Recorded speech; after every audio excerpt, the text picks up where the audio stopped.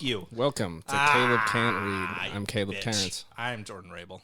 What do we got today, Jordan? We got a lot of beer in us already and anger. We don't have a lot of beer. We just have... Were you pre-gaming when I came over? God, maybe, man. Did you tell me there was something wrong with your knee, or you actually just shit-faced so you wanted me to drive to the store? Man, that's a good excuse. I'm going to start using that more often. Like, shit, man, my knee's just acting up more. That's a good... Yeah. You've just been hiding your alcoholism from your family so much you can't even stop lying when you're around me, who does not care. It ain't hidden. No, we're not that far in. We're like, I'm like a quarter down a cider right now. Oh. A tall boy cider, no less. How you doing on the red ale? I'm just angry, You've barely even touched that, man. I suck a lot between gulps, you know? You're a very slow drinker. It's surprising. Yeah, that's true. Yeah. Is that a joke on how fast I eat my food? No, it's a joke on how fat you are. Yeah, that's part of it. All right, well, fuck you anyway. So are we still on Dickens, man? Yeah, we're still on Dickens. We got Hot Dickens coming in. Hot Dickens. Well, let me ask you. All right, so first of all, let me go over the children he's had so far and their nicknames. Okay, good. Yeah, because I'm going to be real with you right now. I didn't... Well, we'll go over, like, you know, what happened in the last episode as well, but just as a segue, let's say. That was a good one, wasn't there? There's some good ones. All right, so if you'll remember, he started off with the name Bose himself as a pseudonym to write silly little stories when he was just a real freelance journalist and everything. What was that, like a Bible reference, right, or something? No, it's a story that had a character named Moses in it, but it was Boses if you said it with a head cold, so he shortened it to Bose. He's a fucking dork. Okay. So either way, his first child was Charles Jr., which went by the name Bose, but also sometimes Junior. Bose was actually his legal middle name. Okay. Says a lot about naming your child a junior off of your own name, but also you're going to carry with it the fucking pseudonym that I use professionally. Well, it's his fucking kid, man. I don't know. Fuck off. You are spicy tonight, man. Hey, you've been spiced. You need to calm down, Timothy. Caleb can't read Junior, all right? There's Mary, who went by Mammy. Nope. Moving past it. Catherine, who went by Katie. Very simple. Walter went by Young Skull. This is where it starts. Francis. That's so out of place. Oh, it sounds like a British. Like, hey, Young Skull. I don't know. Francis went by Chicken Stalker. That one's a bit harder to understand. Alfred went by Skittles, but sometimes... Don't let this kid near your chickens. Skittles, but sometimes Samson Brass. Hey, some kids fuck couch cushions, some kids... Sydney was the Ocean Spectre. That's my favorite one. Just so outlandish. And then Henry was Mr. H. Which one was... Wasn't there a Huff a Man Dickens or something? Oh, that's... Yeah. But I don't remember which one that was. No, it was Huffam Dickens. Yeah, Huffam Dickens. That's just his regular middle name. I'm asking about the nicknames. I mean, Huffam is already a poor middle name to have, but especially when your last name is going to be like anything Pussymeister or, you know, Dickens. Huffam Cox. What's your favorite one so far? Chicken Stalker's interesting. Mm-hmm. But I think it's actually just a legitimate name, which is, you know, what we were just discussing. That's the funniest to me. I do like Ocean Spectre. Something brings out this Splinter Cell villain type. You know? You must take down the Ocean Splinter. It's stupid. It's very Why silly. does he have to do this? The problem is I felt like he started, but then he never stopped having kids. And then he was like, uh-oh, they all got to have something really fucking stupid going into it. He didn't name any of the kids after Grip. Oh, good. No, Grip is as he said, the only thing I love in this house. So no, these sacred shitty little children are not stepping near that sacred name. R.I.P. Grip. You remember Grip? Of course I remember Grip. That was the best. That was the best, possibly the best situation we've talked about on this podcast. In just terms of poor fucking bird. Just like, you know, picking up fucking power tools and fucking terrorizing children and dogs. Eats a pound of lead paint to die. Just that particular bit of history is just like a Homer Simpson level shenanigan. It really is. Man, that's that fucking Charles Santa's Dickens little performed. helper. Like, well, let's get into it, shall we? Yeah. from where we last left off, we discussed the first half of Charles Dickens' life. His dad had the habit of borrowing money from whomever he could, landing him and his family in Marshalsea Prison for a few months, while it was up to the 12-year-old Charles to pay off the debts. Don't give in. Don't give in. To the dog whining? Don't give in. What if we just open it a little? No, because then there's no opening it a little and being like, okay, you're cool with it, correct? And she'll be like, oh, I guess I'll compromise here. No, she's gonna push in, dude. She's a fucking dog. Yeah. All right, but I just wanted to let everybody know. You might hear some whimpering on this one. It's a dog. We don't have anyone like taped up in the closet. Because I don't know what that shit sounds like from the other side, but like if we're not addressing our number one Patreon supporters, like it's really funny. It does come through. It does come through. I've had to edit her out before, but okay. Now, forced out of school and indebted to work at the Warrens' blacking warehouse by the docks, Charles grew to learn about the unfair practices of child labor from a very early age. However, he managed to start his life as a field reporter, where he learned his love of writing led to one thing: being an actor. While his life on the stage didn't really pan out, Dickens did make his first breakout novel with the help of an artist that he kind of helped kill, the Pickwick Papers. Didn't he talk shit about him after he killed himself too? Yeah, he's a piece of shit all around, really. His success led to his next novel, Oliver Twist, which, while the book is heralded today as the ultimate Victorian novel, it really pissed people off that Dickens would... heralded or heralded? English way, it's heralded.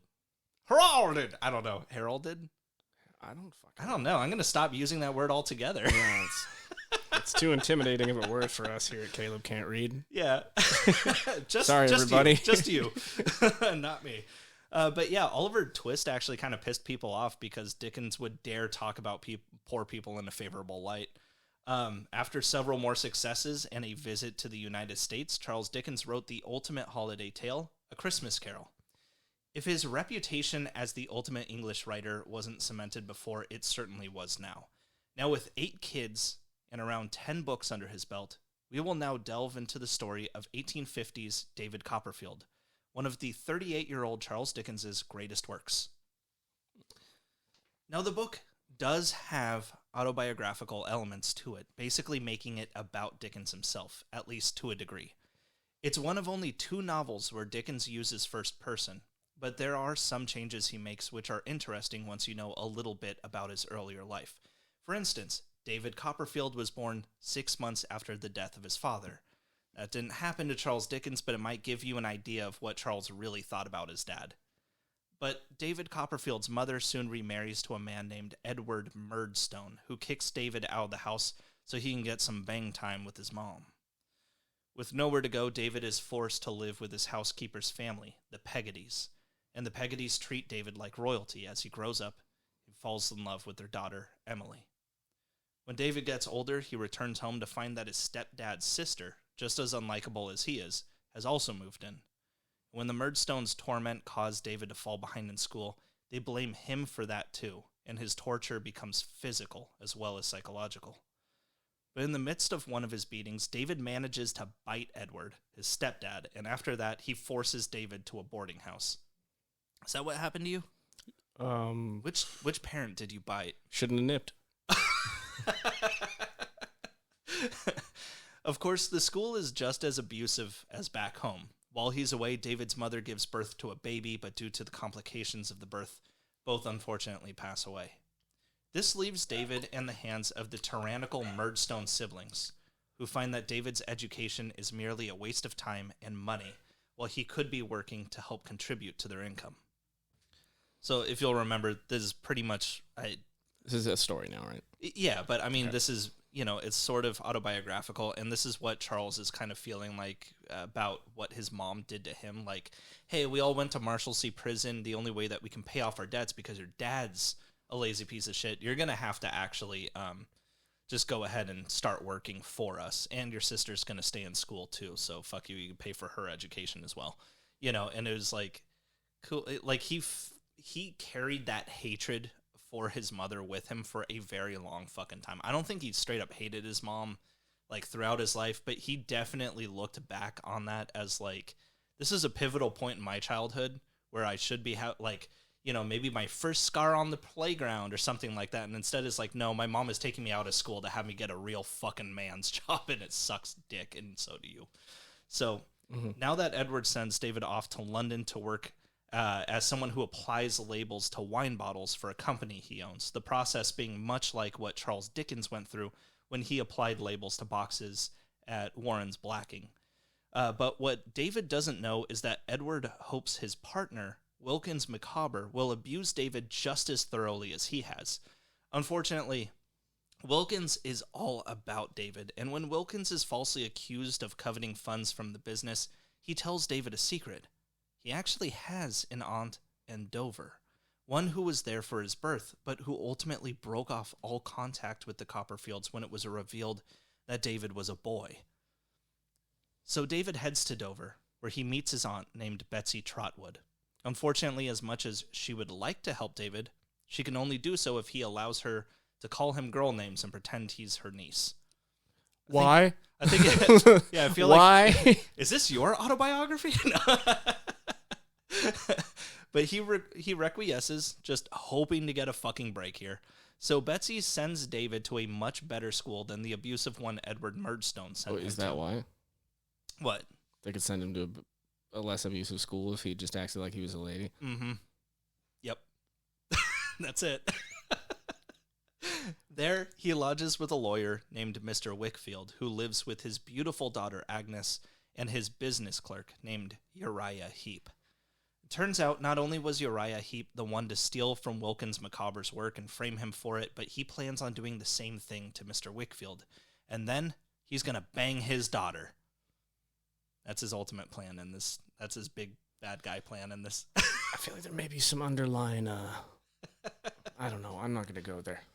Let's get out. Let's get out of here. I don't like it in here. Let's go. Moving on. But while David does lodges... he do it? Oh, we're going to find out.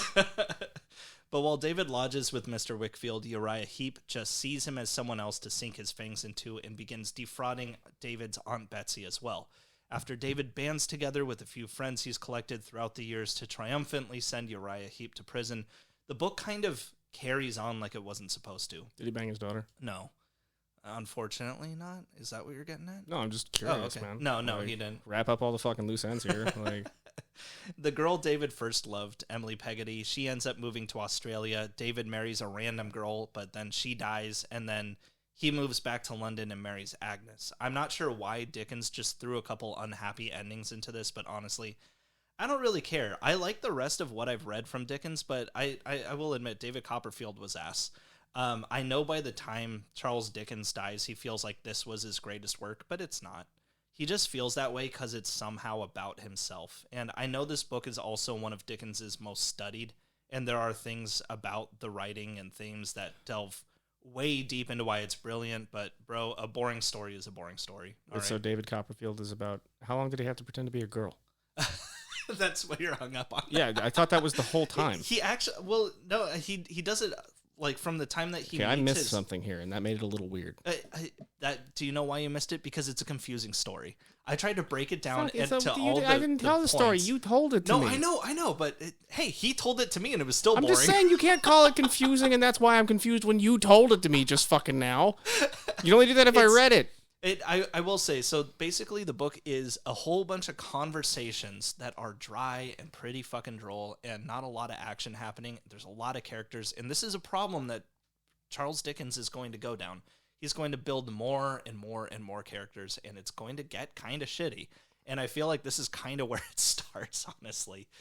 But no, he was a girl for a very few minute chapters. It's fine. He was a boy outside of his aunt's direction. Okay. Yeah. All right. He gets pegged at the end though, which I thought was very brave for that time. There was some foreshadowing there with the Peggotties. Yes. So, I mean, by the way, as far as some of these autobiographical aspects in the novels go, Dickens never had. Hey, wait, no, he doesn't. He never had an abusive stepfather. His aunts and uncles weren't crazy, and he never even really went to school in the first place. But the character of Emily, the one who moved away, is probably based on Maria Beadnell. You remember that girl he was in love with when he was a kid that he invited to his birthday party and then she like shamed him and they didn't speak again? Do you remember that? No, man. He invited this older chick to his 21st birthday party with her parents. Oh, yeah. And then she was like, "You're just a boy." And he was like shamed and they didn't speak again. So she's probably based on Maria Beadnell. And remember that name. She is going to come back in this episode, that lady. But anyway, David works on applying labels to bottles, much like Charles did as a kid, and the character of Uriah Heep is probably based on that of Thomas Powell, the guy that took Charles to court for a libel. You remember that? He was a dude who worked with Charles Dickens's brother in a bank. The dude defrauded the bank and then ran away to America. And when Charles Dickens like published papers in America saying this guy's a piece of shit, he was like, "Wait a second, all the evidence is in fucking England. I'm going to sue him for libel." So he did, and he kept winning. And so Charles Dickens had to pay him to stop. Oh, yeah. So yeah, Uriah Heep, probably that guy. But it has also been suggested that the mannerisms of Uriah Heep are almost exact to that of Danish fairy tale author Hans Christian Andersen, whom Dickens had met shortly before he began the story. He's the dude who I think did the original Little Mermaid, actually. Like, this is the dude. Little Mermaid dude? Yeah. Apparently... This dude fucking wrote about Little Mermaids? Yeah. All right, man. Sounds kind of gay. I don't know, man. Sounds a little fucking... He's getting up to something fucking weird's going on in there. If he's like, I have an idea. What's your idea? I'm going to write a book. That's cool, man. You should do that. I'm going to write about Little Mermaids. All right. Are they like... Are we talking like weird, like, you know, siren ones and stuff that are all like crazy and eat people? No. She's, you know, just a little young. Yeah, she's like 16. Little young mermaid. 16. That's a weird number. But a legal number in today's day, sir. What's a legal number? Never mind. Apparently, Hans showed up to hang out with his favorite author, Charles Dickens, and while he was supposed to be at the Dickens home for only a couple weeks, he stayed there for like 5 weeks till the whole family just got fucking sick of him.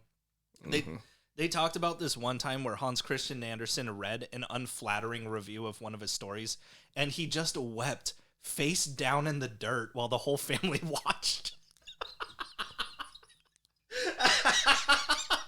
Just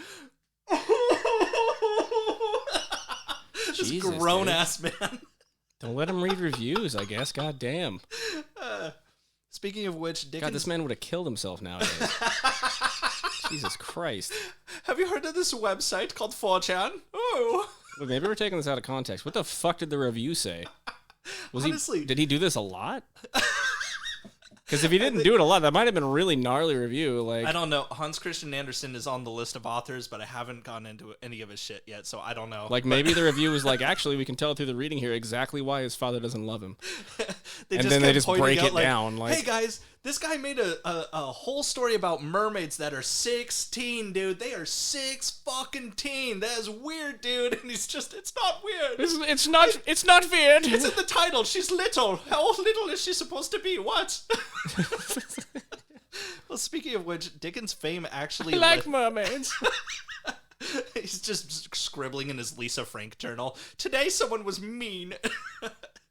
But no, Dickens' fame actually led to him meeting a lot of contemporary authors of his day. He would vacation in France quite a bit, and he'd end up meeting people like Victor Hugo and Alexandre Dumas. Now, the biggest issue Dickens faced while writing David Copperfield was that his wife Catherine had their 6th child, Dora Annie Dickens, on August 16th, 1850. Very tame name there. Yeah, but the baby ended up dying just 8 months later. But that's okay, because Dickens was still on time for the latest chapter to print. Remember, the only time he was ever late with pages was when his little sister-in-law, Mary Hogarth, died. I glazed that real quick. What, the child dying? Oh, yeah. What Never mind. can I say about an 8-month-old? I don't know. Jordan! What? That's got to be pretty fucking traumatic for the family, Jordan. It is. She likes soccer. What do you want me to say? I don't know. 8 months? Jesus Christ. But that's what I'm saying is he didn't delve into it at all in his life. He almost, I mean, of course he cared. Well, that was why you had so many kids back in the day, right? Yeah. And honestly, 1 out of like the 10 that he ends up having, that's not bad. But I mean, like... It's not bad numbers. No, but I still, like, 8 months old dying is a bad number, but 1 out of 9 is not a bad number. But here's my point here. If you remember, the only time he was ever late with pages was when his little sister-in-law, Mary Hogarth, died. Like, he wasn't, like, when his own child died, though. He's not late on pages. He just rides past it. Like, of course they were grief-stricken about Dora, but there are some things that I feel like maybe you should do in view of the public. Like taking time to grieve or make sure that your wife's okay, you know, rather than... Do out of view of the public, you mean? Rather than... His life was very much in public, though. And I just think he should have probably done those things rather than focusing on his career. Mm. And while David Copperfield was still being published, Dickens also had a problem with his chiropractor, who realized herself as a character in the book and threatened to sue him, so he had to quickly write the character out of there. In the middle of all this, Dickens also started yet another magazine, which, if you'll recall, he's already started and ended like 3 different magazines and newspapers because he gets too busy to run them. Well, he had to abandon this one too because he was too busy writing. But as a side note, he did write a series in this paper called A Child's History of England, which was a look at English history that he wrote so even a child could understand it. But he did admit to a friend that he wrote the series because he wanted to skew the facts a little bit so his kids wouldn't turn conservative. Quote, "I am writing a little history of England for my boy, for I don't know what I should do if he were to get hold of any conservative or high church notions, and the best way of guarding against any such horrible result is, I take it, to wring the parrot's neck in its very cradle."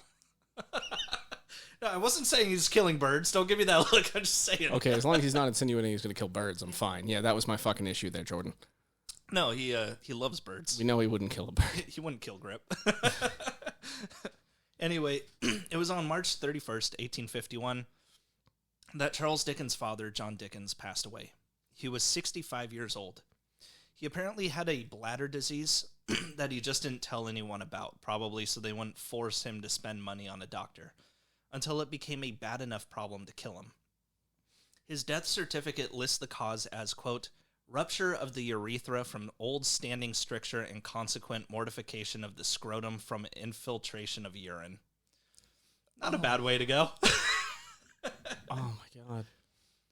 Charles and Catherine. Oh my god, his balls. So what happened was the pee sounds like his balls exploded. So his balls filled up. So the pee leaked from his balls. Mm-hmm. Into the actual ball sack is what you're telling me right now? That's what it kind of seems like, I think. Yeah. Yeah. Okay. Well, moving on. So where does the bladder come into play here? I don't know. You know, I'm not a fucking doctor. No, I'm glad medical science is advanced. Charles and Catherine had their 10th and final child on March 13th, 1852. Last one here. Edward Bulwer Lytton Dickens. It almost sounds like Lickin' Dickens. Whom Charles would give the worst nickname of all. Hit me. Plorn.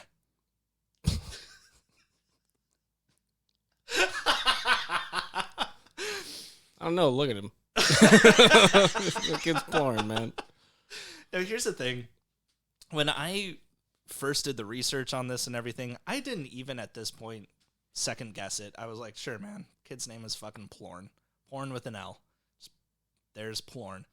But as I was reading through it, I was like, all right, there has to be an answer to this. Now, I couldn't find any real reputable source, but what I do have are screenshots that somebody saved on a fucking Tumblr from what seems to be an ebook about Charles Dickens. So take it as you will. I don't know the name of the book, the author, or anything else. But supposedly, quote, "The Plornish maroon is in a brilliant state, beating all former babies into what they call in America, I don't know why, sky blue fits," Dickens wrote of his youngest son, Edward, whose original name, Mr. Plornish Maroon to Gunter. Whoa. Hang on. I think I could do that fast. Mr. Plornish Maroon to Gunter. Where the fuck is he from? England? Wow. Dickens soon abbreviated to the noble Plorn, and eventually just Plorn, the name by which Edward was known for the rest of his plain and forlorn life. Plorn sounds like the early sci-fi shit where when they need to like name random things that they just like start saying weird shit. Yeah. Here's Scuttler. Yeah, or some shit. No, yeah. Scuttler's an actual word. God, I'm bad at Scuttles. Xenophobe. No, that's it. No. It's already a word. Well, a few years later... Xena, after xenophobia. Yeah, she does kill a lot of different people, doesn't she? Well, a few years later, in 1855, Maria Beadnell, the girl who was mean to Charles on his birthday, and his first ever love, contacted him out of the blue. I say out of the blue, but let's face it, dude was fucking filthy rich, and everyone who knew who he was. They met up once without either of their spouses knowing, and then once afterwards as a double date. My guess is that with him being as... Bad call. Yeah, well, I'm sure they didn't mention the first one at first, you know. Still. Yeah. My guess Honey, why are we going to meet with these people again? Oh, she just, rejected me when I was, 21 at a old at a friend, party, Caleb. Old friend is what you say. No. My guess is that with him being as famous as he was and she always being in the back of his mind, they probably snuck away to see if there was any connection, but there just wasn't.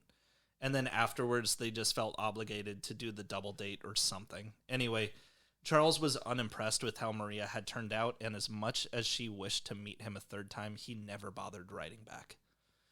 No, yeah, good. Honestly. Fucking dude, if I does this dude need one more hang up in his life? Look, man, if I like someone enough to invite them and their parents to a party and then they rejected me, I mean, come on, that's yeah. Get out of here. You just throw that back in my face. Your mom and dad can come too. Dork. Now, Dickens lived in a few different homes throughout the decades, including one he called Bleak House, because it looked all gothic and cool, in which he would name his next novel. But he eventually moved into what was called Gad's Hill Place in Kent in March of 1856, a place he dreamed of living in since he was 9 years old. You see, when Charles was a kid, his father walked him by Gad's Hill Place, telling him, "If you work hard enough, one day a place like this could be yours." However, Charles didn't dream of a house like Gad's Hill. He wanted Gad's Hill. And for much of the time he spent in Kent as a kid, Charles would make a point to walk by the house every fucking day on his way to school. 35 years later, Charles would buy it for less than £250,000 in today's money, from fellow author Eliza Lynn Linton, someone he coincidentally employed at two of the newspapers he'd created. Also, in 1864, French actor Charles Fechner fetched her. He gave Dickens a fucking side house as a Christmas present.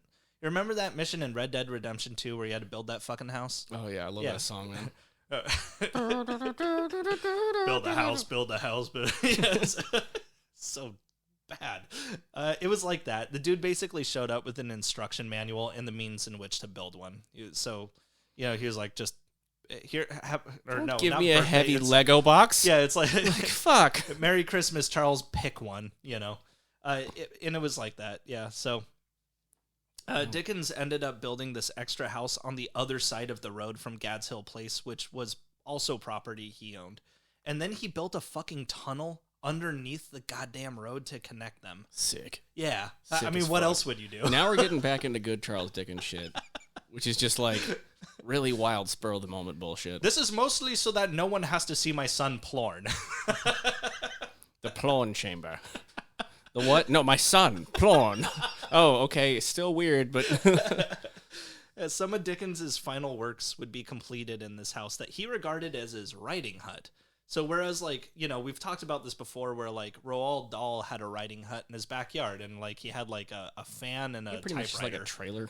Yeah, pretty much. It's just a place for your family not to fucking bother you while you're trying to, get work done. Charles Dickens had a whole other house, which is kind of sick. He had more money, right? So he's got a lot of money. Makes sense. Now in Charles Dickens ain't borrowing money from nobody at this point. Yeah, that's true. And now that his dad's dead, no one has to borrow it from him. Now in 1857, Dickens started work on a play called The Frozen Deep. You remember that show, The Terror? What was it? Showtime? Yeah, dude. That shit was good. Yeah, it was good. It's awesome. It's that. The first season was good. Yeah, we don't need to talk about this. Yeah. But it's that. The Frozen Deep is about John Franklin's expedition in the HMS Erebus and the HMS Terror, where they got lost in the Arctic. No, Lovecraftian polar bears or anything like that, but still. At this point, that tragedy, though, that was less than 10 years old. So anyway, Dickens was doing a play about that, and as he was auditioning actresses for a part, the 45-year-old Charles fell in love with the... There's no women at sea, Jordan. 18-year-old Ellen Lawless Ternan. You keep using fell in love and first love, and I don't think... You know, I think you're having issue with the fact that he's falling in love with an 18-year-old girl, and rather than... See, I didn't do a voice. You want to rephrase that? Because that's exactly what I'm having issue okay, with. yes, like, no. You know what? Me too. But no, here's the thing. You're also griping about the last episode when I said, whereas I would usually say... the 18-year-old Ellen Lawless Ternan, and you don't like that voice, but you're still having issue with it when I don't do a voice. I think your trouble is love. I think you have a problem presenting these things.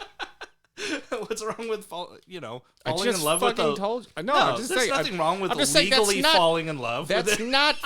It was probably lower at the fucking time, but that's not falling in love. That's just wanting to fuck real bad. Yeah, a child. That is lust, Jordan, and that is a sin. Well, that's because you don't feel God's love, because you're not a true Christian. Not for teenagers, no. Well, a true Christian probably would. Never mind. Anyway, her middle name really was Lawless, which is sick as fuck, though. For a little perspective, Dickens had a 17-year-old daughter in the play as well. Now, we don't know when they began their affair, but we definitely know it happened. What's funny is that while neither Charles nor Ellen said a fucking thing, people could just smell the stink coming off this fucking guy. Everyone knew he was cheating on Catherine, but no one could tell with who. The closest and most obvious suspect was actually Catherine's 30-year-old sister, Georgina, who was still living with them. And that accusation really pissed Charles off. Because back then, fucking a sister... How dare you accuse me of cheating on my wife with a 30-year-old? The original Leo. But the thing is, back then, fucking a sister, even if it wasn't your own, was considered incest. So Charles thought he was so much smarter than everyone else and that he could just get away with cheating on his wife. But instead, he gets labeled as a sister fucker, and all of a sudden, he has a new rumor to fight. I mean, I feel like that's still pretty fucking weird, even if it's in-laws now. You know? Yeah. But he makes... Here's how he fights this. He makes Georgina go to a doctor and get a certificate of virginity, just so that he can wave it in the public for everyone to see. She's fucking 30. How's she gonna do that? Because she's not married, Caleb. She's 30 fucking years old. You would know that if you weren't such a fucking virgin. You ever met a 30-year-old virgin? Yeah, they're unmarried, you know. So right. I naturally assume, you know. Again. Well, how hasn't she been married at this point? Broken goods. That's what. That's what I want to fucking know. Oh God. As bad as society is today, man, I feel like things were much worse back then for some very obvious reasons. Anyway, but when it came to his affair with Ellen, not everyone was so blind. Barry Lyndon, author William Thackeray, very coldly put it out in the open that, yeah, Charles Dickens was obviously nailing this broad, Ellen Ternan. And it pissed Charles off more than anything that he wasn't the smartest guy in the room and was just absolutely fooling everybody. Yet soon the affair was out in the open, as the next year in 1858, a jeweler shows up to the Dickens household with a package which Catherine opens thinking it's for her. It's a gold bracelet with a handwritten note from Charles, directed to Ellen.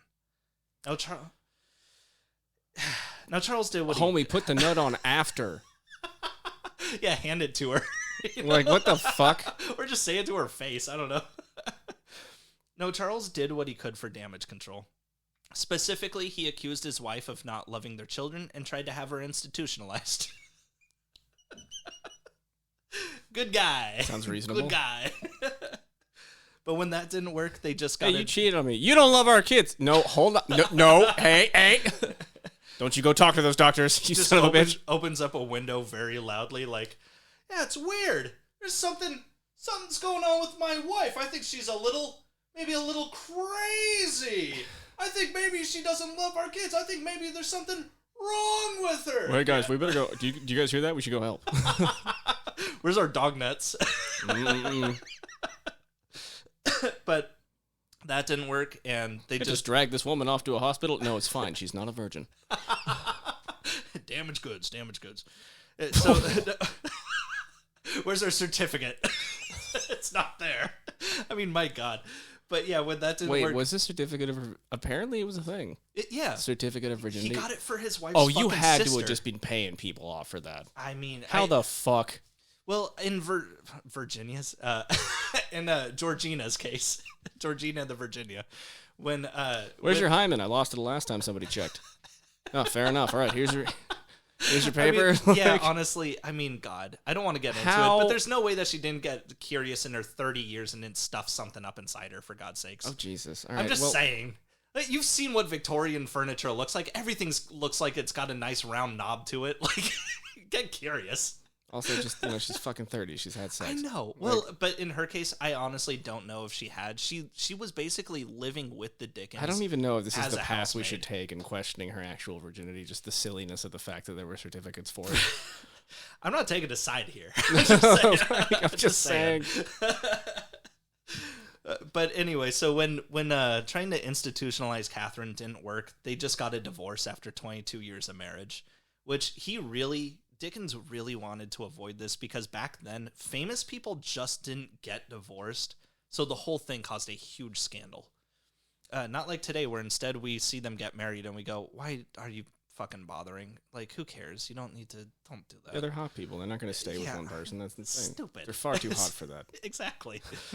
So anyway, throughout the 1850s, Dickens wrote a few novels. Bleak House, Hard Times, and Little Dorrit, which, while they were successes in their own right, were nothing compared to the one he would write in 1859. Charles Dickens had produced yet another magazine, this time called All the Year Round, and this one he would actually keep running until his death.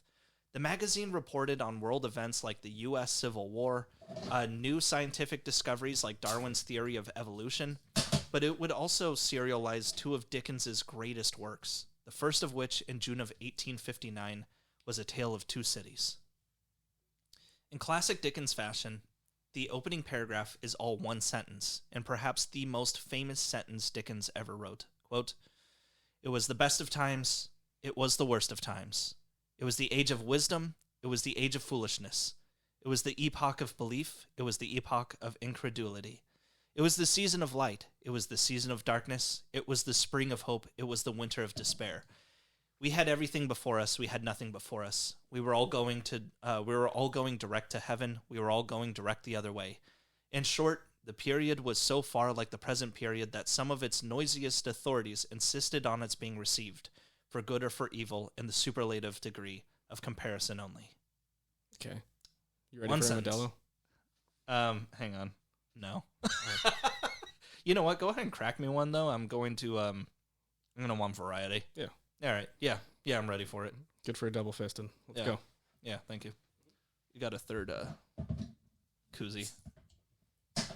There's no need to pause as he slams through everything. Hang on. All right, I'm going to pause. Wait. No, there's no need. There you go. Okay. See, all done. Okay. Got a nice little plate of limes. Yeah, good thing we put the koozies on the beer bottles and everything, guys. Otherwise, the sound quality would just be so clank. bad. Anyway. So, yeah, famous quote. Go on. Did you know that it was from there, though? Charles Dickens? No, it was the best of times. It was the worst of times. I thought that was fucking Shakespeare, man. That's fair enough, gonna lie. Honestly. Honestly, I don't think that's that bad. I'm going to be completely honest with you. I don't think that's that terrible. But the two cities in question are Paris and London, as the story is split between the two throughout the book. But our tale begins in 1775 in London, as a banker named Jarvis Lorry receives a telegram saying, quote, "recalled to life." Thank you. It's a secret code to say that a doctor named Alexandre Manette has been released from the Bastille in Paris after 18 years, alive. Something that is much to the surprise of both Jarvis and Alexandre's very own daughter, Lucy. But when Jarvis and Lucy go to France to track him down, they find that the doctor has been rendered to a shell of a man. He continues the work he was forced to do in prison all those years, sitting in an attic and making shoes. The story then jumps ahead 5 years to 1780, where a French immigrant named Charles Darnay is on trial for treason against the British crown. However, the testimony from the 2 spies who arrested Charles end up fumbling their case, and Charles Darnay is free to go. When Darnay goes back to France, he is met by his sadistic uncle, the Marquis Saint-Evremond, who on his way to meeting his nephew, strikes and kills a child with his carriage. But being a busy man, the Marquis simply tosses a coin to the boy's father for his loss and goes about his way. And no, I don't know for sure if the Marquis was inspired by the Marquis de Sade, but it actually kind of would make sense. It is odd, though, that no one had a chance to read 120 Days of Sodom until like the 1950s, but that's also how his story begins, with a noble killing people from his carriage on the way to a meeting. Anyway, the Marquis isn't in the story for long, as during the night, the father of the boy he killed creeps into his room, stabbing him to death. This, in turn, makes Darnay the new Marquis Saint-Evremond, and when the French Revolution kicks off in 1789, he becomes the new target. Now, that's only about half the book, but the thing is, A Tale of Two Cities is fucking long. It may clock in at less than 400 pages, but it feels about double that length. You see, the thing Dickens starts to do is introduce a lot of characters in his stories, and while he was very good at tying their stories together, it oftentimes overcomplicated the plot. So I know this is one of Dickens's most famous works, but it really felt like it could have been condensed to 200 pages. But anyway, over the 31 weeks that A Tale of Two Cities was released from April to November of 1859, the book was a huge success all the way through, though I will say there were actually a number of critics who agreed with me. The book was too long, the plot was a little contrived. Still, A Tale of Two Cities is regarded as one of the best-selling novels of all time. Immediately from the success of this book, Charles Dickens would release another classic from 1860 to 1861 called Great Expectations. Manatee. The fuck? I'm sorry, man. Sorry, the recording. My bad. We did a little pause break. Maybe if we just explain that real quick. I don't want to. What? So, no. You yelled manatee? Yeah. Of course it's directed at me. I mean... I don't... Well, there was... I'm sorry. Maybe we can save Jordan some headache here, because I don't think there's been much editing points so far that we need to go over, so... I don't think there is any. Maybe we can just let this one go. Well, then let me tell you about the guys, classic... Sorry. I'm sure that'll be really weird, like it just... Like he said Great Expectations, and we slammed into that. Don't worry, nothing out of the ordinary was happening. I was just fat-shaming him as usual. Yeah. Comparing him to... a majestic Little Mermaid. A manatee, which is now off the endangered species list. So that's great. Oh, is it? Yes. Is it just like one type of manatee, though? Because they often do that. Where they're like, I think there's only one type of manatee, homie. Maybe. I don't know. Well, there is now because we killed them all. Fuck. Anyway. Well, hey, let's talk about Great Expectations, shall we? Okay. So Pip is a 7-year-old orphan who lives with his sister and her husband.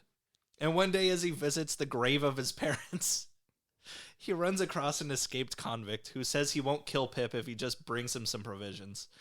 So Pip comes back with a file for his Define chains. Provisions. Well, he comes back with a file for his chains as well as a pie and some brandy, which was meant for Christmas dinner the next day. Man, if I could just lie to a child and he brings me pie and brandy, that'd be so fucking sick. I'd love that. Also, just like, he's in chains. What you gonna do? Well, right. Like, run, man. Yeah, like, what do you fucking... 7-year-old. He's like, oh, no. How fast do you think this fucking grown man can hop on those chains? It's not gonna happen. This is fucking 1800s. He's got the little ball on it and everything. Like, it's not fucking... No. When Pip returns safely back home, his sister's talking with the authorities, who elect the help of Pip and his sister's husband to look for a couple of escaped convicts. Sure enough, Pip leads them straight to the escapee who never left the graveyard and is in fact at this point fighting with another runaway, and the two are recaptured. Years later... Did he eat the pie? I would hope so. That is, to me, the most important part of it. It was the pie good. But years later, Pip's family gets the request for him to visit a rich lady by the name of Miss Havisham. They're not really given a reason why, but shit, sounds like maybe he could get paid, so they let him go. Now, Miss Havisham, years ago, was jilted at the altar. She received a letter that the man she's to marry has stolen her inheritance and run off on the day of the wedding. But to her credit, Miss Havisham doesn't take the bad news. She doesn't let the bad news get to her. You know, she takes it in stride. as she continues to wear her wedding gown every day, leaves the uneaten wedding cake rotting on the table, and has all her clocks stopped at the time she receives the letter.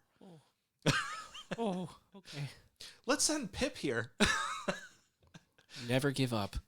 She then adopts a little girl named Estella, with the idea that she is to invite over little boys and try and Hey, good news, Estella, you're getting adopted. Cool, by who? Oh!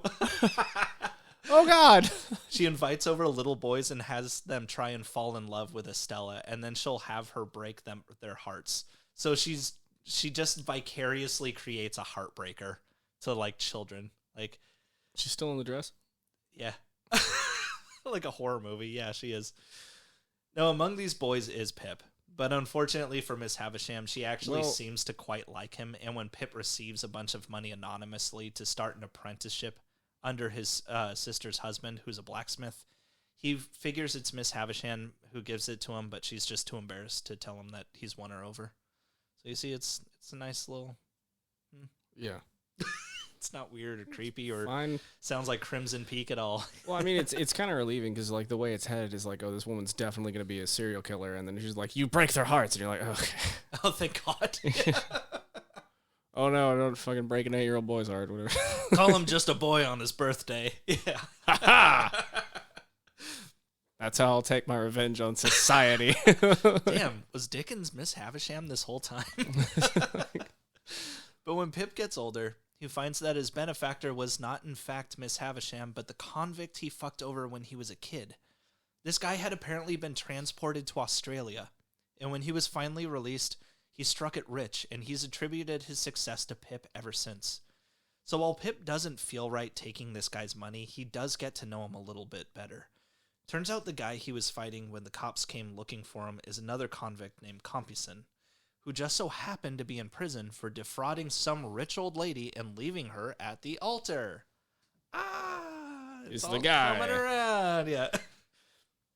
Pip returns home to tell Miss Havisham. You go talk to her. She's totally cool. Yeah, no, he returns to Miss Havisham to tell her the news, but her dress catches fire afterwards, and she just fucking dies. Because it's still funny after all. We gotta have some comedy in Charles Dickens' novels. That was apparently an issue, though. Back in the day, you remember those huge hoop skirts where, like, there was like a wire frame underneath, and it would like puff out the. She's wearing it every day. It would have fucking picked up so much goddamn flammable material as well. Yeah, no, that was the issue. Is apparently a lot of people would bump into a dresser or whatever, and candle would get knocked down and start a fire on the dress, and they could not reach over to pat it out before it would just kill them. That was I wouldn't say common thing, but if it was a thing. It was a thing that if a woman died in a fire wearing a hoop skirt, that was usually the reason. Probably about as common as like a cigarette, like, you know, falling asleep with one drunk and having it burn your fucking house down. Yeah, exactly. It happens. Yeah. It's not super common, but it happens. A hazard. It is a hazard. Maybe you shouldn't do that, you stupid alcoholic, but... Anyway, there's a lot of back and forth with money, but Pip and Estella at least make it out of the story alive and happy. And I know I'm rushing a lot of these stories, but Dickens was originally supposed to be a 3-parter, and I had to shorten some things up so that we could stay on track for episode 69. Just label them differently. That's all you had to do. That's not honest. Was just be like, this is dishonest. 68 part 1, 68 no, that is part dishonest. 2. 68 part 3. You know what? I'm an honest man. That doesn't make any sense. I don't think you thought of that. I think you legitimately didn't. I did think of it. I think you didn't. And then I think you did all this fucking work, and now you feel like a fucking moron for not thinking of doing that. Anytime that we did a 0.5 episode, it was always something about like scheduling update, or like in the early days, me taking a really spicy shit because I had the volcano noodles one time. It was 2020, leave us be. We were all going through our own shit and going through the fucking pandemic. But anyway. So Dickens had always planned on Great Expectations to take place in Australia, at least for some part, as he had gotten a request to do literary tours in Australia for £10,000, almost $2 million today. But he ultimately decided against it. And since he never went and he couldn't learn anything about the landscape or the culture, he only mentions Australia in passing. But Great Expectations was another major success for Dickens. Though he originally wanted a sad ending with Pip and Estella never getting together, his publisher made him change it to the one we know today. Also, Dickens had chosen to print his story in Harper's Weekly rather than his own newspaper because Harper's Weekly was going to close their doors, and a friend of his wouldn't be able to tell the end of his story that was still being printed in it. He wanted to see how it was going to end. Actually ended up saving the newspaper just because he was getting printed in it. Now, around this time, one of Charles's younger brothers, Alfred, would die in July of 1860 at just the age of 38 from an inflammation in the lungs. Just one of those Victorian things, you know? Mm-hmm. He had been a very successful engineer, and the news of his death was quite sudden. But Charles noticed that his 70-year-old mother, Elizabeth, was barely grasping the information. She was starting to lose it. So Charles collected Alfred's widow and 5 children and managed to find them a home in London, and had them take care of Elizabeth for the remainder of her life. She would pass just a few years later on September 13th, 1863, at the age of 73. So one of Charles's kids, Walter Savage Landor Dickens, whom Charles would call Young Skull, wanted to grow up to be an author, like his dad, but Charles quickly knocked those aspirations away, saying, quote, "The less he is encouraged to write, the better, and the happier he will be." Okay. All right, man. I mean, we got all this shit around us. This is my house. This is my fucking career. You figure out some shit on your own. Yeah. Instead, Charles had Young Skull ship off with the East India. It's brought me nothing but problems. You sure about that? Yeah, no, here's the thing. And Charles had Young Skull ship off with the East India Company at the age of 16. Well, that's the really bad one, right? Dutch was, they're all bad. That's one of the worst companies in the history of the world. No, hang on, because there's the West Indies and there's the East Indies. I want to say West Indies is where we got, a little sketchy history going on that we're not going to cover in Texas school books. But the East India, I think they mainly supplied their slaves to England, actually. Oh, okay. So it's okay. That's a good one. You almost had me for a fucking second there. But here's the thing. His kid wants to be an author. He ships him off. He's 16. Let him dream. Let him fucking write something. He's 16, bro. Instead of pulling him and being like, have you considered something extremely less ethical? Here's the thing. He ships him off to the East They're not harming poor people, son. That's not even our class. They're beneath us. He ships him off right at the start of the Indian Rebellion of 1857. And it's as the name suggests, where the Indians started rebelling against their oppressors. But Charles said it was up to the English to, quote, "do our utmost to exterminate the race upon whom the stain of the late cruelties rested." Oh, shit. Don't forget, he is a racist. He might have been liberal in a lot of cases, but this man hates anyone who's a little tan. Hold on now. Let's not say liberals are good. Okay, fair enough. I will say it might be better than the Tories, but he's going full Churchill with this, isn't he? I mean, Churchill was a Tory, I think. So yeah, but you know what? He didn't have a great history with the dealing with that. Yeah, no. Particular problem. He shipped his 16-year-old son off to kill people. Yes. Okay. He said, "I don't want you to be an author because you'll be unhappy. I know." Unfortunately, it was the last that Charles... The only thing that'll make you happy is fucking crows. There's plenty in India. Fuck off. Boy, seek the ravens, boy. Not writing or any of these material comforts. Unfortunately, it was the last that Charles would see of Young Skull, as Walter stayed in India for the next 6 years up until his death of an aneurysm at age 22 on December 31st, 1863. But Charles wouldn't receive news of his passing for another 2 months on his 52nd birthday, February 7th, 1864. After that, the East India Company sent him Walter's unpaid bills. Bastards. Sucks. I'm glad it's not legal now. It's not legal in America. I have no idea about England. So, yeah. You know how Bloodborne was just filmed in England? It's actually a playable movie. You're just piloting a security bot. You're just in fucking Swansea. Yeah. On June 9th, 1865, Dickens was returning from a trip to Paris with his mistress, Ellen, and Ellen's mom. That's the same lady, right? Yeah. So 54, 26, and 63 years old, respectively. Mm-hmm. While the train was topping out at a stunning 50 miles per hour, it came up on a length of track that was missing due to construction being done. There was a guy standing there with a red flag, but the conductor saw it too late and ended up hitting the missing patch of track at around 30 miles an hour, flipping over several train cars. A couple 100 feet away with a red flag, and the conductor's like, all right, fuck. I didn't write it down in here, but the foreman went to, like, very real prison for this because it was up to him to say where there was going to be flagmen, and he put them way too close to the actual construction site. So they pretty much bounded a corner, and there's a dude like, "Hey, not done yet," you know. Shit, dude. Unfortunately, 40 people were injured and 10 were killed. As for the first-class train car that Dickens and his crew were in, they hung over a ravine where they had to climb out a window to escape. Yet Dickens still returned to the wreckage to help people flee the scene. Turned into Uncharted real quick. Yeah, yes, Uncharted too. Exactly like that. Some of the people he drug from the accident actually died in his fucking arms.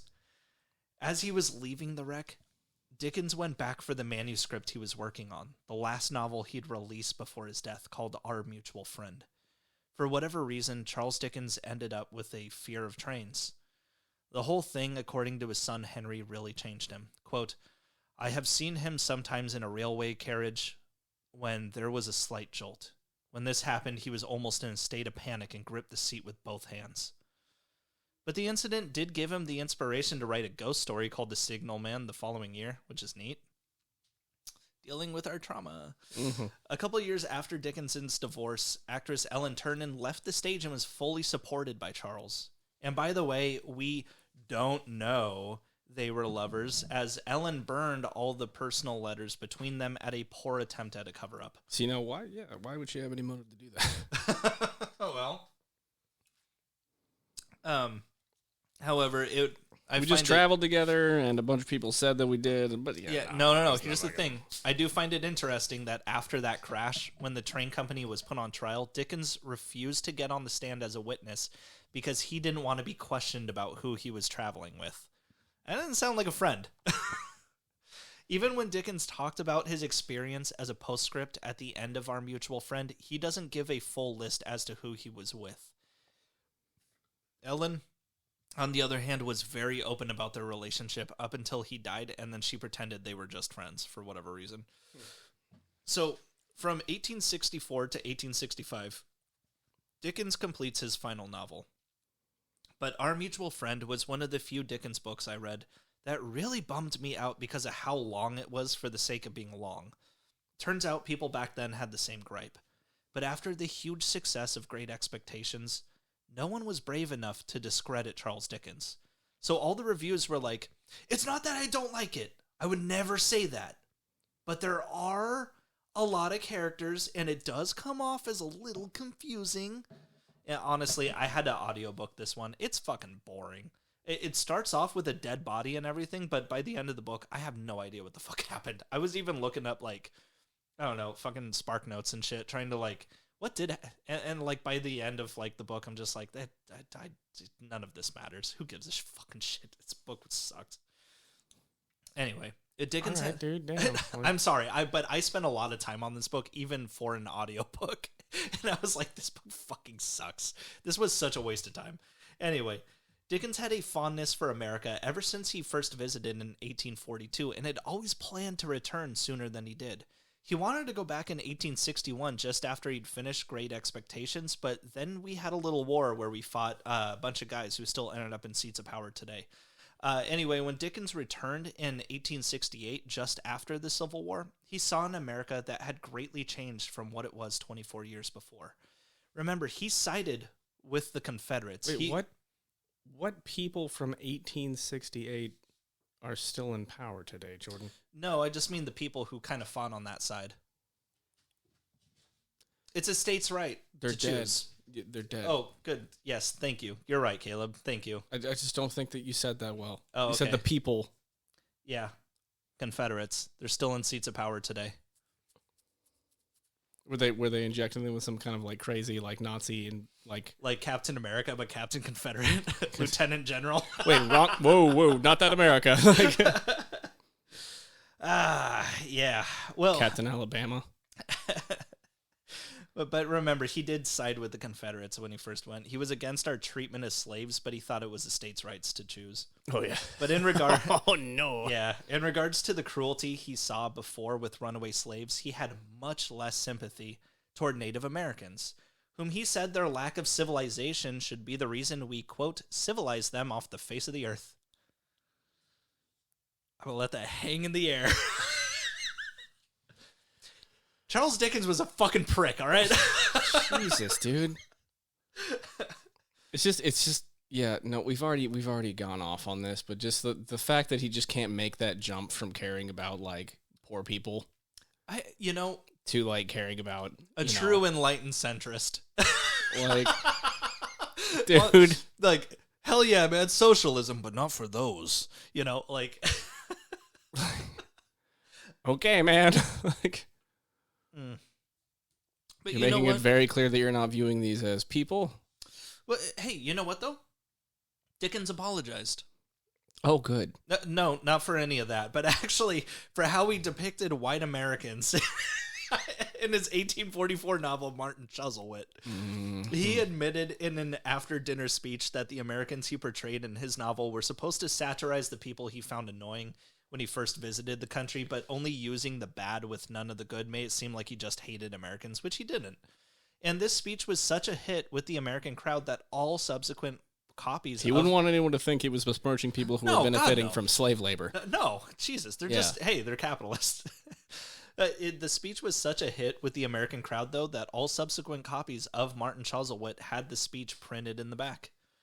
But Dickens had a great time in America. He went sledding in Central Park, had dinner with Ralph Waldo Emerson and Henry Longfellow. He even started an impromptu reading tour where in the short time he was there, he ended up netting over $3.7 million in today's money. Actually, his readings were so popular that a rarely used practice back in the day became widespread enough that we still have it today. Scalping. Oh. Whether the tickets to his readings were fake or not, Dickens was not the only one to profit from his appearance. It was such a big deal that everyone was like, hey, man, you want a ticket? Like, just fucking written in crayon. Yeah, it's man. Double the cost, man. Charles Dickens is kind of the reason for scalping a little.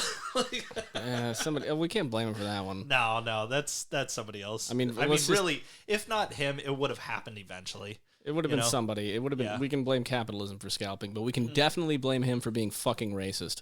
Racist as shit. Killing his first illustrator, kind of. However, his trip to America was cut short as he learned that the money he made could be taxed. So he had to run away. What the fuck is this? On October 20th, 1868, Charles's younger brother Frederick passed away at the age of 48. They had always been the best of siblings growing up, but they had quickly fallen apart in the last years of Fred's life. You see, Fred had married a 15-year-old girl when he was 25 back in 1848, and 10 years later, the two were divorced, which led to Fred owing a lot of alimony. Well, hang on. She's about to hit 26. Well, in a genius move, he said no and decided to leave the country instead. Genius. But after 4 years, Fred figured everyone had just forgotten about it, so when he stepped off the boat back into England, he was immediately arrested. When he got out, just like his father before him, Fred started harassing Charles's friends for money. The two went without speaking for some time, and in Fred's final years, he had become an alcoholic, practically living at the bar, his daily diet consisting of a penny loaf of bread a day and ginger beer and gin to wash it down. What the fuck is a penny loaf? It's literally a small loaf of bread that costs a penny. Oh. It is the whitest of bread. You telling me I can live off that and beer? Let's see. When did he die? Go on. Hey, he died at the age of 48. That's probably better than where you're going right now. So the forbidden knowledge. Nobody can stop me anymore. At least I know when I'm going to die, dumbass. Fucking idiots. When Fred died from asphyxia, Charles sent his eldest son, Charles Jr., as a dignitary to the funeral, but wouldn't show up himself. It was that same year, in 1868, that Charles's longtime friend, John Forster, would begin the first authorized biography of Dickens's life. And while the book wouldn't be completed for a number of years after his death, it is the only book with interviews from the author himself. Now, what Dickens came down with in America, besides a case of patriotism, was an illness, and the 56-year-old Charles... Sickness, if you will. Down with it. The 56-year-old Charles felt his time was nearing an end, and he was right. So he decided to go out on his own terms. He made a series of farewell tours in England, Scotland, and Ireland, figuring this would be the last time he'd ever get to face the public. There were 100 visits planned, but a short time into the tour, he would have fits of paralysis that kept him from the stage. On April 22nd, 1869, he full-on collapsed. A doctor was called who told him the tour was over, and Dickens reluctantly agreed. But Dickens felt he had one more story left in him. So while feeble, he still managed to make another tour of the slums, checking out the opium dens of East London for inspiration. Remember, that was a thing that you could just do if you were rich. You just do the slums. Check out what poor people are up to. Something he actually cares about. Yeah. For some reason. Yeah. Well, I guess because he was one once. Mm-hmm. He managed to get a little strength back, working on his final novel, and even managed to squeeze out 12 more readings, the last one taking place with the Princess of Wales and her husband in attendance, who would later become the King of England about 30 years down the road. On June 8th, 1870, Dickens suffered a stroke at his home at Gad's Hill after working a full day on his final novel, The Mystery of Edwin Drood. An obituary at the time said Dickens's last words were, quote, "Be natural, my children, for the writer that is natural has fulfilled all the rules of art." But his sister-in-law, Georgina, said his real last words were when she told him to lie down, and he said, "On the ground." You know, like, just get the fuck down. He just goes, doing it. You know, that's it. Lie down. On the ground. Lie down. On the ground. Just real. Yeah. Yep. Charles John Huffam Dickens died quietly the next day, on June 9th, 1870, 5 years to the day of the train accident that almost killed him. Before he died, he asked to be buried, quote, "in an inexpensive, unostentatious, and strictly private manner." But of course he was laid to rest in the Poets' Corner of Westminster Abbey, resting place of Chaucer, the first to be interred in the plot. Rudyard Kipling would later be buried right alongside Charles Dickens at his own death in 1936.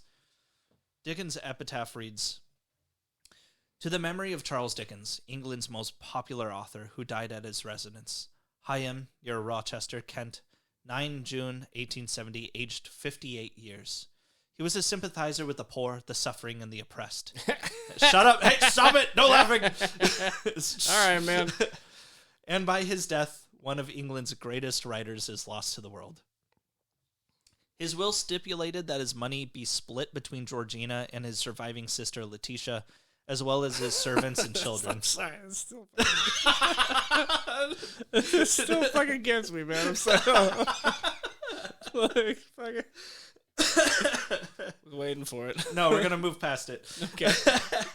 He also said that no memorial of him should ever be erected, which was immediately thrown out the window. There are tons of statues of Charles Dickens. Are you fucking kidding me? Yeah, I see him all the time, bro. Yeah. Shut up. Fucking everywhere. Can't walk down the fucking street without seeing a fucking statue of Charles Dickens, dude. It's fucking obnoxious. Someone in Safeway fucking past the beer aisle. Here in fucking, here in fucking Portland, Oregon, this place has really gone downhill. It's just fucking homeless camps that step outside my house, statues of Charles Dickens. Fucking bullshit, dude. I'm moving somewhere more rural. I'm tired of it. Oh, fuck. So wait, no, in England, though, are there a bunch of Charles Dickens memorials? They're fucking everywhere. So you go down the street and it's just like, fucking castle, fucking statue of Charles Dickens, yeah, fucking statue of Charles Dickens in a castle. Every eel in their sewage system has a fucking stamp of Charles Dickens on him. Yeah, it's fucking crazy. You can't get away from those eels. You fucking catch some eels for breakfast to have on your fucking disgusting jellied black toast. Well, that's the reason that they have beans on toast is because all the toast has an imprint of Charles Dickens' face, and you're just like, fuck, I got you go to gut the fucking eel, you got to Go-Gurt out all the little Charles Dickens statues. Go-Gurt? Yeah, you just grab the eel like a Go-Gurt. Yeah. Oh, fuck, more. Yeah, why do I keep munching on them? Stop dumping them in this. Shit. Ah, fuck. After his death, Dickens's shit would get sold pretty quick to famous auction house Christie's, including his taxidermied raven, Grip. Oh. Hey, man, that should stay in the family. The bird was sold for 120 guineas to a guy who would later become the mayor of London, and since his death, the bird has been passed around amongst collectors until it was one day discovered in a storage closet of the Free Library of Philadelphia under a canvas that read, "The most famous bird in the world." Jordan, I want you to get the old crew back together. The old crew? Never mind. Let's go on. Grip was fumigated and retreated and currently is held on the 3rd floor of the library. So you can see it. It's in America. You just go to fucking Philly. It's not enough to see it. To see Philly? No. No, I'm going to Philly to see Grip. Specifically. No, I want Grip. I want Grip. I fucking want Grip more than I wanted anything in recent memory, which is like several weeks. This pissed off bird.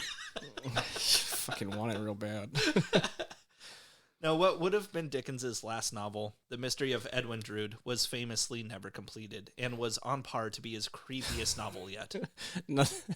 No Charles Dickens memorabilia should be owned by white people if they're going to charge fucking attendees to see it. That would actually be in funny penance. As shit. If ghosts are real, I want his ghost to be mad.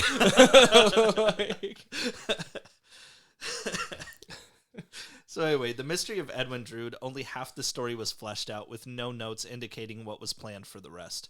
It was supposed to be a murder mystery, but no body is ever found to make it a murder yet. Just Edwin Drood goes missing. And people have made it out to be this great mystery, like, oh, who was supposed to be the killer? But we know who it was. It was Edwin Drood's Uncle Jasper. Charles mentioned it a bunch of times in his letters. His last words were actually, it's totally Uncle Jasper. Uncle Jasper killed him. Oh.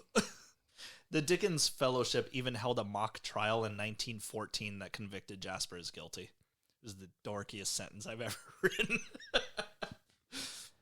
Christ. Did they spend tax dollars on that? I feel like people who are a part of the Dickens Fellowship are probably rich in themselves and didn't have to pay taxes. Yeah, all right. And just because I think it was cool, there was once a musical called Drood that was on Broadway in 1985 where the audience could actually vote for the ending to the uncompleted story. And of course, there have been several other notable adaptations of Dickens's work as well. Over 200 movies, starting with a rendition of A Christmas Carol that came out as soon as movies were invented. Apparently, A Tale of Two Cities would even be an inspiration to The Dark Knight Rises. All right. What do you want? I don't know. I just like that movie. It's a good movie, It's a good movie. Bane is fucking super Well, you can cool. think Charles Dickens, you know? Yeah. Yes. I forgot to... I just ran past that part in the book when Bane appears, though. Just... the Bastille! I was there! Yeah, no. I've emerged from the Bastille. You think the French are your friend? Hey, wait.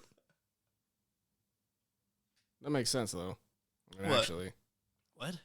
Well, there's a dude from the Bastille that isn't great, and then they're all in that, like, black pit. So. Oh. Yeah, I guess so. Yeah, that's... Yeah. Actually, yeah. I'm not going to unpack Dark Knight Rises with you right now. Okay. We got to finish this six-pack first. How many more pages we got? 4. Do you want to go through those, or do you want to do Bane voice with me? And drink more beer? Like... In 1873, just 3 years after Dickens's death, You made your decision. You've made your decision. A man by the name of T.P. James from Vermont published Part 2 of The Mystery of Edwin Drood, in which he claimed to have completed the story through the help of spiritualist writing, grabbing the soul of Charles Dickens from the ether and finishing the book himself. Oh. Arthur Conan Doyle. Shit, dude, can you teach other people to do that? That'd be fucking wild. Yeah, step 1, it's bullshit. Arthur Conan Doyle, author of Sherlock Holmes and himself a big spiritualist, quickly called the guy out on his bullshit.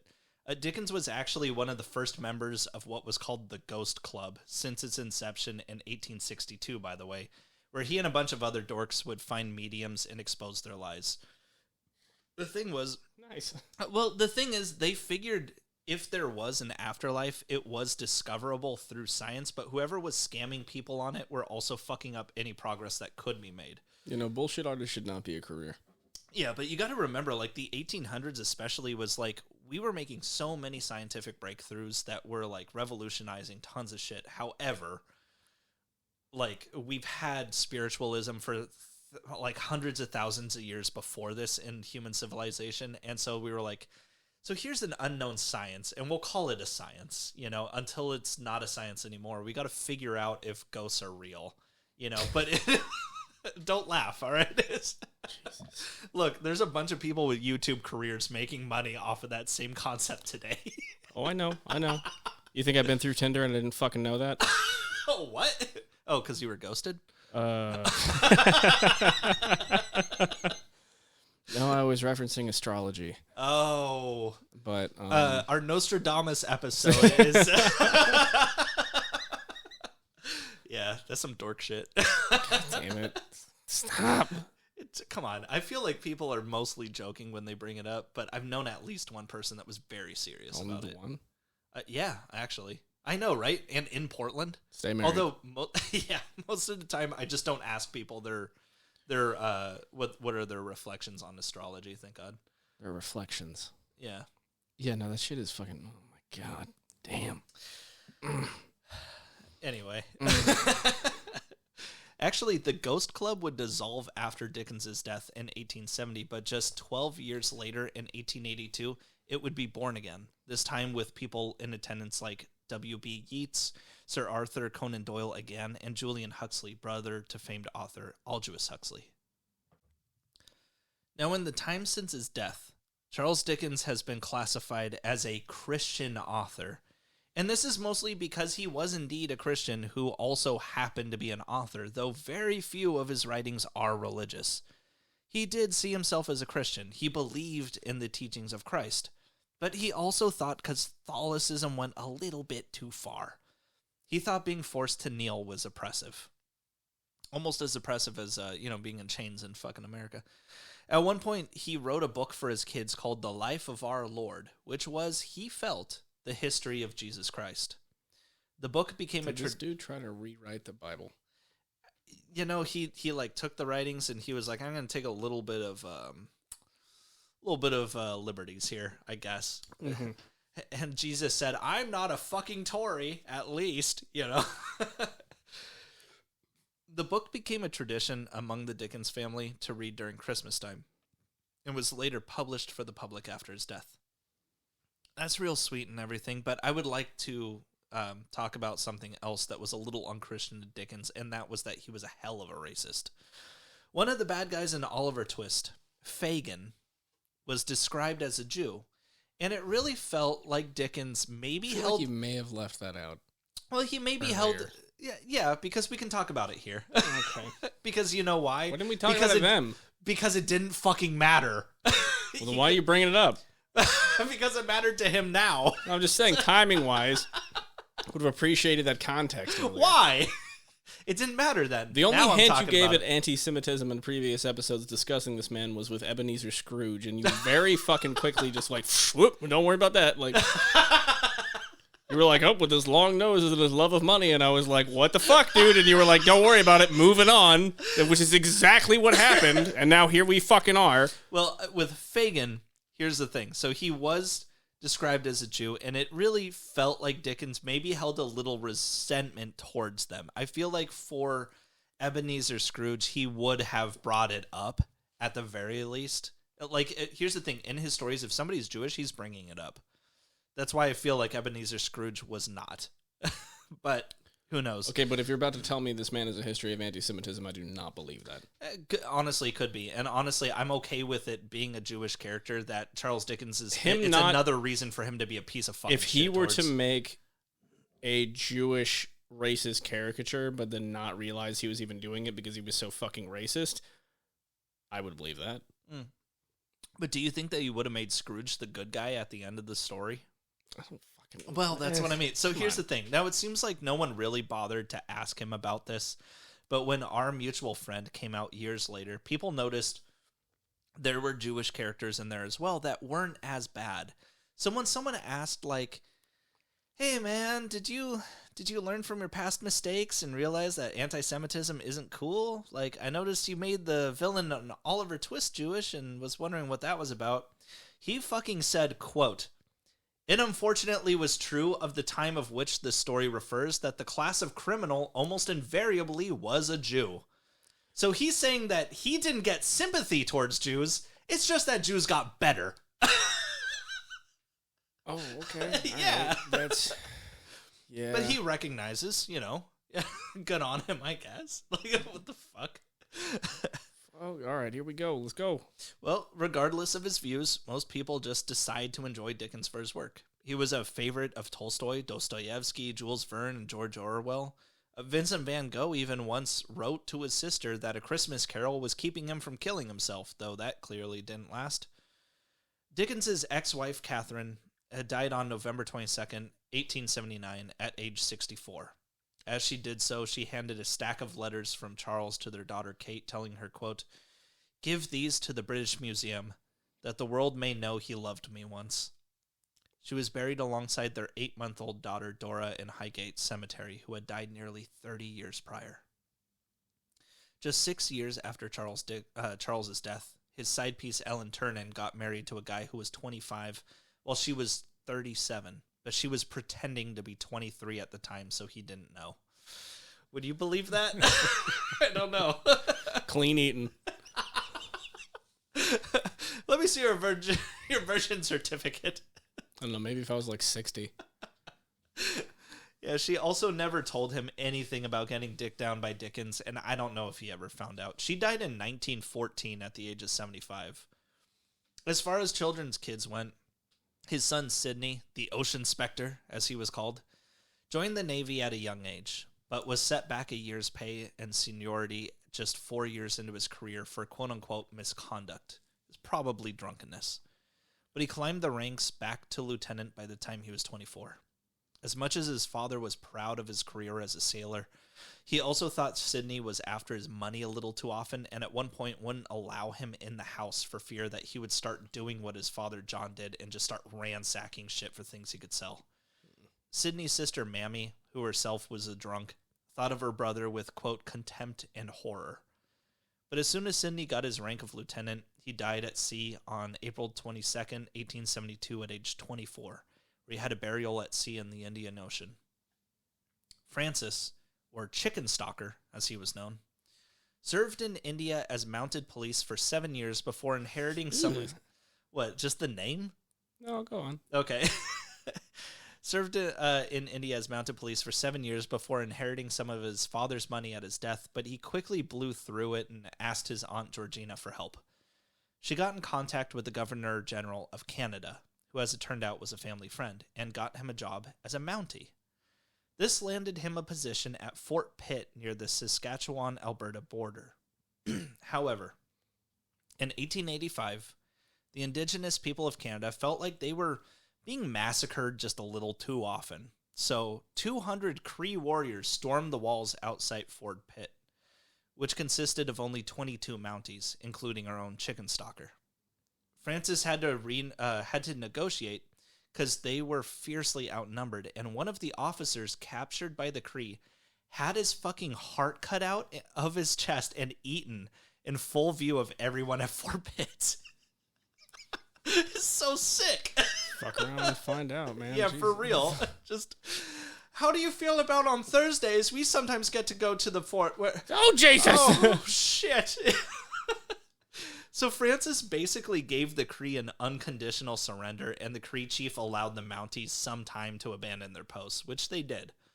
But to the rest of the world, the Cree showed up to Fort Pitt, and none of the Mounties were seen afterwards, so everyone just assumed they were dead. But 6 days later, Francis and his men came rowing down a river, and while officially it says that they received a hero's welcome, I'm going to call bullshit on that. It says he was discharged due to health reasons a year later, but, I mean, he did die on June 11th, 1886 at age 42, but it was from a heart attack, which you can't really see coming. Amongst Dickens historians, Francis is kind of seen as the weakest child because he had just no common sense, and apparently both the mounted police and his own dad had no confidence in him whatsoever. He once asked his dad for $300 so he could start life in America as a farmer. And when Dickens asked him what the $300 was for, he was like, for a horse and a gun. And his dad said, no, you're going to get robbed, the horse will kick you off, and then you'll accidentally shoot yourself in the head. Well. Well. No, send him to Canada where the Cree are going to cut out his heart and eat him. Charles Jr., the eldest Dickens child, wanted to be like his dad and get into journalism, but the elder Charles forced his hand into business instead. He really didn't want any of his kid to be fucking writers. Jr. tried his hand at several different businesses, tea, banking, printing, but literally everything he did he fell short at. When the old Charles died, his magazine All the Year Round was left to young Charles, and he ran that into the ground as well. With Charles I dead in 1870, it left Jr. and his family with nothing to back them. Like, they got some inheritance, but nothing that could really support them in the long run. While Charles Jr. died in 1896 at the age of 59, his family would continue to ride the Dickens fame as best they could, throwing a Charles Dickens-themed gala in 1912 to try and raise a few bucks, which a lot of the other Dickens kids were very unhappy about. Can you imagine that, though? You're throwing a fucking party where you're like, it's a dad-themed gala, and they all show up as fucking poor people. Like, oh, look at me, I'm an orphan. Like, I'm a silly little ginger orphan. Oh. Yeah. It's fucking shitty. If you need the money. And while this side of the family... Well, we asked you to borrow money.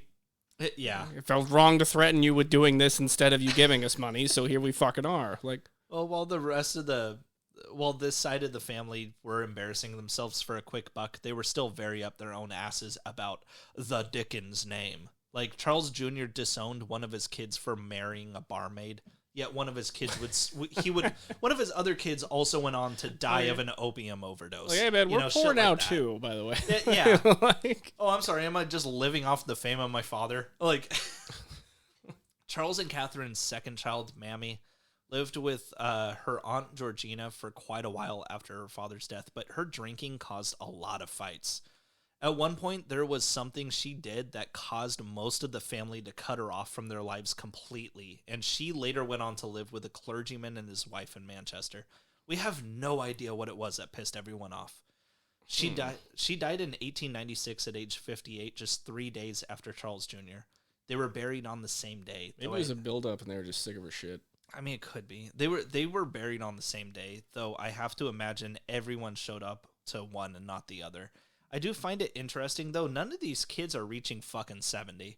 Like, a lot of them are dropping before their 60s. I mean, I know for a while they were like, what causes gout? But I know gout is, like, not a killable illness, but it's still, like, that's disgusting, and I hope you're ashamed. To ruin our podcast. I am, brother. Oh, fuck it. All right, let's start over. But it's like, gout was, like, a rich man's disease because it was caused by red meat and red wine, Mm-hmm. And it's like, I feel like I wish I knew the poundage on these kids when they died. Like, they could have all been dying of heart attacks. Back in the day, so they were like drinking fat. Constantly instead of having water, and then probably eating, horrendous things that were easy to store. Yeah, but for all of them to drop before they're like 60 or 70 years old, that's rough. Well, it's kind of like, that's kind of hereditary though, man. I guess. Yeah, it could be. Also, like, I'm sorry, like, anywhere in that British Isles area, you got a little bit of an earlier expiration date. Is that true? Yeah. I don't know. Look at me, I'm half Irish. It looks like my neck is falling off. I'm 30. What are you talking about? Yeah. Oh, I'm sorry. You have skin folds now, so you're just like, oh no, my pussy's not as tight. Like, what? Exactly. No, dude, no. Anybody from that area of the world, like, you do not age well. Yeah, I mean, that's why there's not a fucking thing like black don't crack, Asian don't raisin. There's nothing for a white guy. No, no. If you're from from that general area, you are built to take horrific manual labor, domestic abuse, and alcoholism for a sprint. like a champion and then drop. Like, yeah.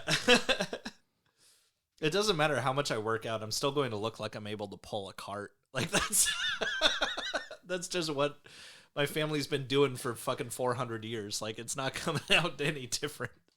Fucking hope you can pull a cart, bud. Oh, yeah. I don't know any engine on the face of the earth that'll pull it for you if you're in it. Yeah.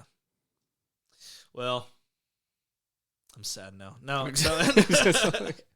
So Alfred, or Skittles, as he was sometimes called, occasionally also Samson Brass. Yeah, that was bowling. The bowling boy, yeah. Mm-hmm.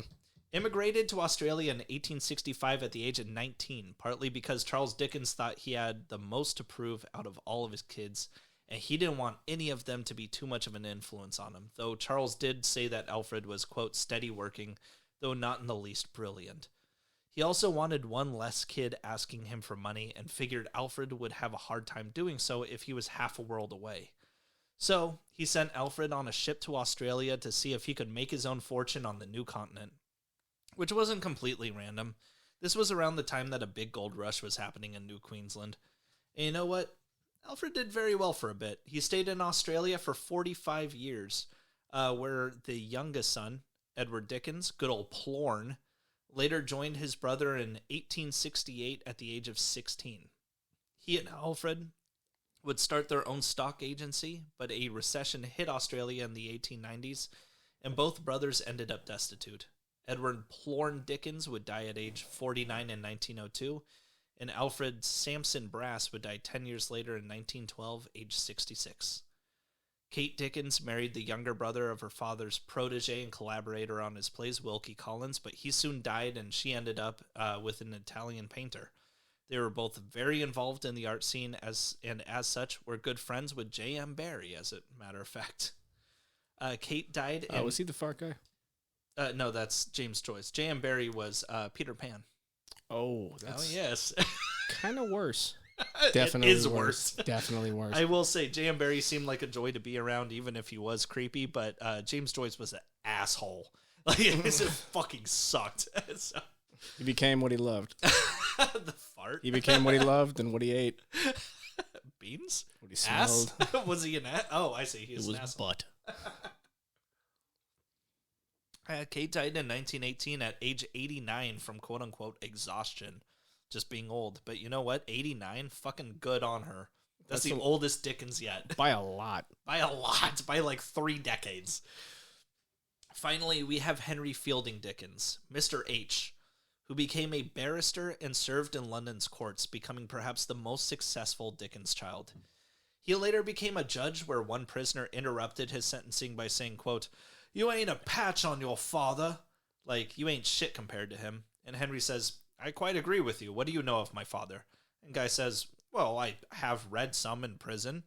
And Henry says, "Have you? That's capital, for you will now have 18 months in which to resume your studies." British humor hits sometimes, it's good. Fantastic. Read some more. Dick. Unfortunately, Henry had the problem of using his walking stick to warn motorists that he was crossing the road without looking and just blindly walk into traffic.